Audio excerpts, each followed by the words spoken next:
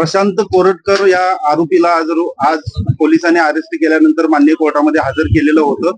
त्याची एकूण 7 दिवसाची पोलीस कस्टडी पोलिसांनी मागितलेली होती, परंतु 28 तारखेपर्यंत त्याची पोलीस कस्टडी न्यायालयाने मंजूर केलेली आहे.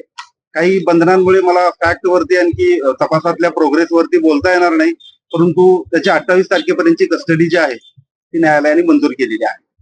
तर युक्तिवादामध्ये मुद्दे तुम्ही मांडण्याचा प्रयत्न केलाय की ज्यामुळे पोलीस कोठडी यासाठी आवश्यक ते मुद्दे सगळे आपल्याला पोलिसांच्याकडून मिळतील. मला थोडं काही बंधनांमुळे मी ते सांगू शकत नाही. आपल्याला प्रोग्रेस जो आहे आणि त्या ज्या फॅक्ट आहेत, ज्या कारणांकरता कस्टडी मागितलेली होती, त्याबद्दल आपल्याला पोलिसांकडून इतंभूत माहिती मिळून जाईल.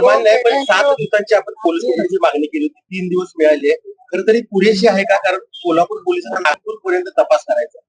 जर का त्या मुदतीमध्ये जर का तपास पूर्ण नाही झाला तर पोलीस पुन्हा त्याची पुढे वाढीव कस्टडी मागू शकतात. 15 दिवसापर्यंत कस्टडी मागण्याचा अधिकार पोलिसांचा आहे.